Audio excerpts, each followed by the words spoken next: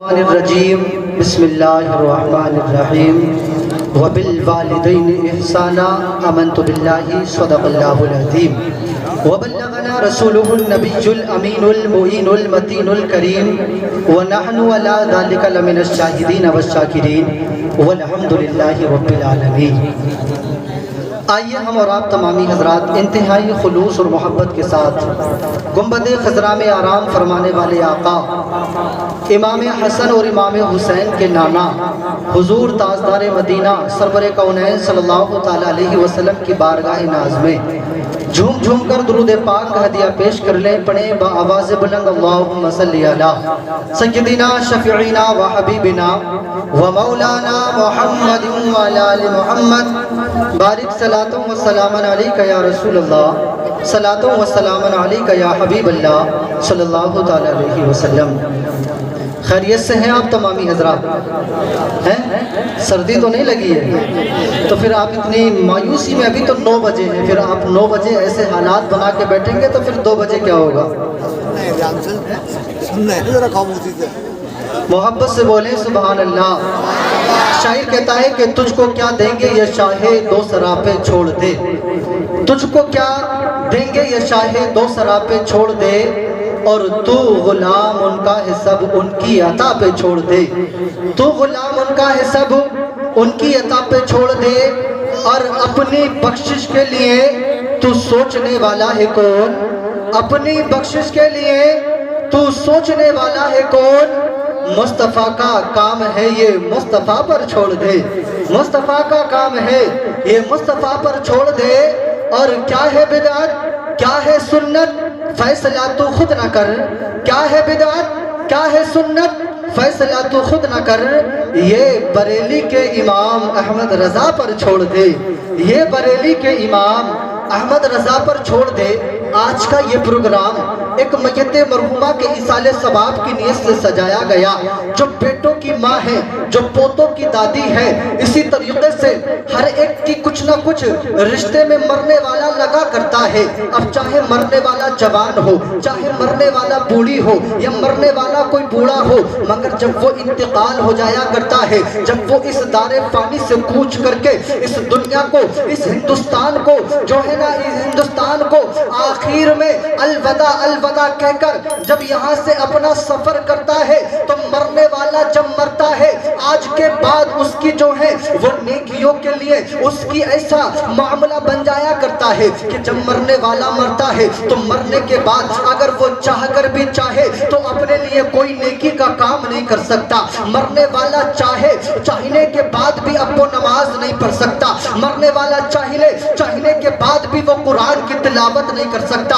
جو مر گیا اب وہ اپنے لیے نیکیاں نہیں کر سکتا، جو مر گیا وہ اپنے لیے اب اچھا یا برا کوئی کام نہیں کر سکتا، جو مر گیا وہ اپنے لیے قرآن کی تلاوت نہیں کر سکتا، جو مر گیا وہ اپنے لیے نوافل نہیں پڑھ سکتا، جو مر گیا وہ اپنے لیے کوئی نماز نہیں پڑھ سکتا، جو مر گیا وہ اپنے لیے کسی غریب کی مدد نہیں کر سکتا۔ جب مرنے والا قبر میں پہنچتا ہے تو اسے رہ کے یہ خیال آتا ہے کہ کاش میں نے دنیا میں رہ کر اپنے پاس نیکیوں کا ذخیرہ موجود کیا ہوتا تو آج قبر میں پچھتاوا نہ ہوتا۔ اب وہ مرنے والا دنیا والوں کی طرف دیکھتا ہے کہ میرا بیٹا ہے، جو 4 بیٹے ہیں جن کے پاس میں 10 بیگھہ زمین چھوڑ کے آیا ہوں، جن کے پاس میں 20 بیگھہ زمین چھوڑ کے آیا ہوں، کاش وہ میرے بیٹے ہوں گے جو میرے نام پہ کبھی قرآن خوانی کرا دے، کاش وہ میرے بیٹے ہوں گے جو میرے نام پہ نبی کا جلسہ سجا دے۔ مرنے والا اپنے رشتہ داروں کی طرف دیکھتا ہے کہ کاش کوئی رشتہ داری ہو جو میرے نام پر کوئی نہ کوئی نیک کام کر دے، کوئی نہ کوئی ایصال کا کام کر دے، جس کی برکت سے میری نیکیوں میں اضافہ ہو جائے۔ اما ایک دن ایسا آتا ہے کہ مرنے والا اپنی قبر میں لیٹا ہوتا ہے، اس کے کانوں میں آواز آیا کرتی ہے، اے مرنے والے، ہم نے تیرے درجات کو بلند کر دیا، ہم نے تیرے مراتب کو اونچا کر دیا۔ مرنے والا سوال کرتا ہے، اے میرے مولا، اے میرے پروردگار، نماز تو میں نے نہیں پڑھی، مراتب بلند کیسے ہو گئے؟ قرآن میں نے نہ پڑھا، درجے بلند کیسے ہو گئے؟ تو اس کے کانوں میں آواز آتی ہے، اما یہ جو تیرے درجے بلند ہوئے ہیں وہ اس لیے ہوئے ہیں کہ تیرے گھر والوں نے آج تیرے نام کا جلسہ سجایا کو بلند کر دیا گیا۔ نبی کی اپنے آقا دو جہاں صلی اللہ تعالیٰ علیہ وسلم کے نام کا جلسہ جو سجایا جاتا ہے نا ہمارے یہاں پر، وہ چاہے 10ویں کی محفل ہو، وہ چاہے 40ویں کی ہو، چاہے برسی کی ہو، ہم سب کا بس یہی عقیدہ ہوتا ہے کہ اس سے مرنے والے کی نیکیوں میں اضافہ ہوتا ہے۔ میں نے آیت کریمہ کی تلاوت کی، وَبِالْوَالِدَيْنِ احسانا، کہ اپنے والدین کے ساتھ حسن سلوک کے ساتھ پیش آیا کرے۔ آج ہمارا معاملہ بہت زیادہ ٹگمگا رہا ہے، آج ہمارے حالات بہت زیادہ خراب ہوتے سے جا رہے ہیں۔ ہم نے قرآن مجید پہ عمل کرنا بند کر دیا۔ اب باتیں کرنے میں آپ سے بات کرنے لگا ہوں، دیکھیں بہت پیاری سی میں بات آپ کو بتا رہا ہوں کہ دنیا کے اندر آپ نے بہت سارے لوگوں کو دیکھا ہوگا، مگر ان میں 3 لوگ ایسے ہیں جن کی دعا پروردگار قبول کیا کرتا ہے۔ اوروں کی کرے نہ کرے، مگر یہ 3 جن کی دعا پروردگار قبول کرتا ہے، اس میں اگر سب سے اول نمبر پہ آتا ہے تو مظلوم،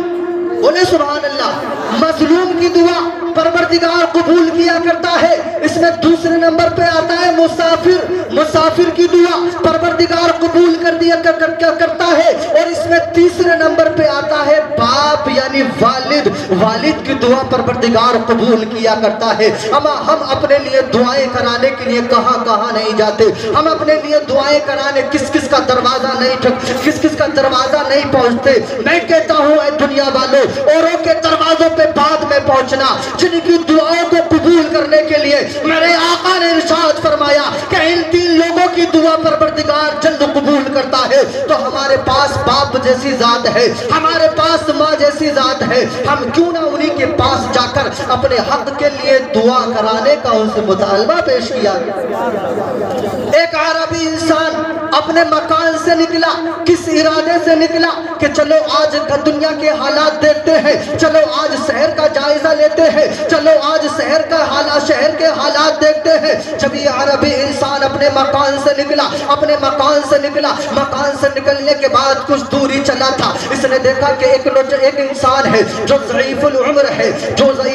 ہے، اس کے ہاتھوں کو باندھے رکھا ہے، اس کے گلے میں ایک توق بھاری سا ڈالے رکھا ہے، اور جس کی وزن کی وجہ سے اس سے سیدھا بھی کھڑا نہ ہویا جا رہا تھا۔ جب اس عربی نے دیکھا تو دیکھنے کے بعد اس کے قریب میں آ گیا، پوچھنے لگا ضعیف العمر ذرا یہ تو بتا، تیری تو عمر بھی اتنے وزن کو اٹھانے کے لائق نہیں ہے، تیرے گلے میں یہ توق کس نے ڈال رکھا ہے، تیرے ہاتھوں میں یہ رسی سے تیرے ہاتھوں کو باندھے کیوں رکھا ہے؟ ابھی اس نے یہ مطالبہ آنے کے بعد سوال ہی کیا تھا کہ اتنے میں اس نے تھوڑی دیر کے بعد میں کیا دیکھا کہ ابھی تو ہاتھ بندھے تھے، گلے میں توق ڈلا تھا، کہ اتنے میں ایک جوان نام کا اپنے ہاتھ میں ایک رسی لے کے آتا ہے، ایک کوڑا لے کے آتا ہے، اور اس کی پیٹھ پہ زور زور سے مارنے لگتا ہے، جس کے درد سے یہ چلانے لگا، جس کے درد سے یہ بلکنے لگا۔ جب اس نے یہ منظر دیکھا نا تو اس جوان سے کہنے لگا، اے جوان ذرا تو یہ تو بتا، یہ کون ہے تو اس کے ساتھ یہ سلوک کیوں کر رہا ہے؟ یہ کون ہے تو اسے اتنی سزا کیوں دے رہا ہے؟ کیا کسی ضعیف العمر کو اس طریقے سے سزا دی جاتی ہے؟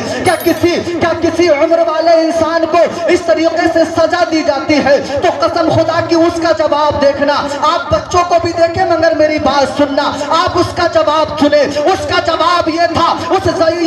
جوان آدمی نے کہا تھا، اے میرے سوال کرنے والے سن، میں جو تجھ سے بتانا چاہتا ہوں سن، کہ ابھی تو یہ جانتا ہے کہ میں اس ضعیف پر کوڑے مار رہا ہوں، میں اس ضعیف کی جان پہ ظلم کر رہا ہوں۔ ارے حقیقت یہ ہے کہ یہ جو ضعیف انسان ہے یہ کوئی اور نہیں ہے بلکہ یہ میرے باپ ہے، یہ میرے والد کی ذات ہے، یہ میرا باپ ہے، یہ میرے والد محترم ہے۔ حضرات جب اس نے اتنا کہا تو یہ آنے والا عربی پوچھنے لگا، ذرا یہ تو بتا، کیا باپ پر بھی ایسے ظلم کیا جاتا ہے؟ کیا باپ کو بھی کوڑوں سے مارا جاتا ہے؟ کیا باپ کے بھی ہاتھوں کو باندھا جاتا ہے؟ کیا باپ کو بھی اس طریقے سے ستایا جاتا ہے جیسے کہ تو ستا رہا ہے؟ تو اس جوان نے جواب دیا تھا کہ ارے مجھے نہیں پتا کہ باپ کو کس طریقے سے رکھا جاتا ہے، مگر بات اتنی ہے۔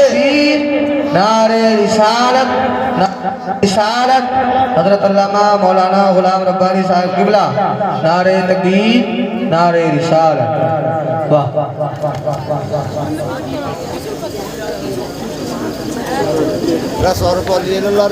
محبت سے بول دیں سبحان اللہ، سبحان اللہ۔ حضرت تشریف لے آئے ہیں، میرے بعد فوراً آپ ان کا خطاب سماعت کریں گے۔ تو اس جوان نے جواب دیا کہ آپ ابھی حیرت میں ہیں کہ میں کسی ضعیف پر ایسے ظلم کیسے کر رہا ہوں، بلکہ یہ خالص ضعیف نہیں ہے، یہ میرے والد ہے، یہ میرا باپ ہے، یہ میرا باپ ہے، یہ میرے والد ہیں۔ قسم خدا کی جب اتنا سنا نا تو یہ سوال کرنے والا کرنے لگا، ذرا یہ تو بتا کہ باپ کو اس طریقے سے ستانے کا حق تجھے کہاں سے ملا، باپ کو اس طریقے سے ظلم اٹھانے کا تجھے یہ راستہ کہاں سے ملا؟ تو اس نے جواب دیا تھا کہ سنو سنو، بات اتنی ہے کہ میں نے اپنے باپ کو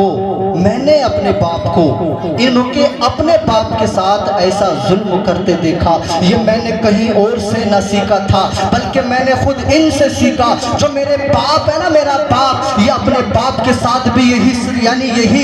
یہی معاملہ اپنایا کرتے تھے کہ ان کو اسی طریقے سے لایا کرتے تھے۔ میں نے یہ راستہ کہیں اور سے نہ اپنایا، میں نے یہ اپنے والد سے اپنایا ہے، میں نے یہ اپنے گھر سے اپنایا ہے۔ اما ہم جو ہے نا، کڑھا تو اپنے مکان میں کھودا کرتے ہیں، ہم اپنے چھوٹے چھوٹے بچوں کو تربیت نہیں دیتے۔ ہم سمجھتے ہیں کہ ابھی ہمارا چھوٹا سا بچہ ہے، جب بڑا ہوگا تو سمجھا لیں گے، جب جوان ہوگا تو سمجھا لیں گے، جب جوان ہوگا تو امام صاحب کے پاس بھیج دیں گے، کسی مدرسے میں بھیج دیں گے۔ میں تو کہتا ہوں کہ جب تمہارا چھوٹا سا بچہ، جب تم نے 8-10 سال کے بچے کے ہاتھ میں جب تم نے لا کر کے 22,000 کا فون دیا تھا، جب تم نے لا کر کے 50,000 کا موبائل دیا تھا، تو میں اس وقت میں اپنے بچے کے ہاتھ میں یہ 20,000 کا فون نہ دینا تھا، بلکہ تمہیں اپنے بچے کے ہاتھ میں قاعدہ بغدادی دینا تھا اور اپنے مدرسے راہ بلال میں بھیجنا تھا، قاری شمیم صاحب سے کہنا تھا، مولانا قمر صاحب سے کہنا تھا کہ یہ میرا بچہ آج آپ کے حوالے ہے، میرے بچے کو دین کی باتیں بتائیے، میرے بچے کو صحیح راستہ دکھائیے۔ جب تمہارا بچہ مدرسے میں پڑھنے کے بعد، جب دین کی بات سمجھنے کے بعد جب اپنے آپ کو جوان کرتا تو قسم خدا کی وہ باپ پر ظلم نہیں کرتا، بلکہ دنیا والوں کو بتاتا کہ یہ میرا وہ باپ ہے جس نے میرے لیے اپنی جوانی کو قربان کیا، جس نے میرے لیے اپنے خون پسینے کو ایک کیا، جس نے میرے لیے اپنے پیسے کو قربان کر دیا۔ کہتا ابو جی اب آپ کو کمانے کی ضرورت نہیں ہے، بلکہ تمہارا بیٹا کمائے گا اور آپ اپنے مکان میں پوری شایان شان کے ساتھ ایک بادشاہ کی طرح کرسی پر بیٹھیے، اور ہم زمانے والوں کو یہ بتائیں گے، دیکھو کہ جو اپنے باپ سے محبت کرتا ہے، جو مدرسے میں پڑھ کر اپنے والدین سے محبت کرتا ہے، اسے یہ سبق ملا کرتا ہے، اور جب اس کے ماں باپ اس سے راضی ہوا کرتے ہیں، جب ماں باپ کا چہرہ مسکرایا کرتا ہے، تو قسم خدا کی مدینے والے آقا کا چہرہ مسکرانے لگتا ہے، اور جب آقا مسکرانے لگے، جب مدینے والے نبی مسکرانے لگے، تو سمجھو کہ ہماری دنیا بھی کامیاب ہو جائے، ہماری عقبہ بھی۔ تو ہمیں چاہیے کہ ہمیں اپنے چھوٹے چھوٹے بچوں کو اپنے گھر سے وہ درس دینا چاہیے کہ انہیں بچپن سے نمازوں کا عادی بنائیں، دین کی باتیں انہیں سکھائیں، تاکہ بڑے ہو کر کے یہ پریشانیوں کا سامنا نہ کرنا پڑے جیسے آج کل ہمارے معاشرے کے اندر دیکھا جا رہا ہے۔ ابھی آپ حضرت کا خطاب سنیں گے، بہت نایاب، بہت شاندار خطاب ہوا کرتا ہے۔ وقت کافی ہے، آپ اپنا تمام حضرات بیٹھے رہیں، الحمدللہ بہت اچھا بھی خطاب ہونا ہے۔ میں تو بس آپ کے ماحول کو بنانے کے لیے بیٹھ گیا تھا۔ پروردگار ہماری اس چھوٹی سی گفتگو کو مولا قبول فرمائے، اور کہنے سننے میں جو غلطی ہو مولا اسے معاف فرمائے۔ اس پر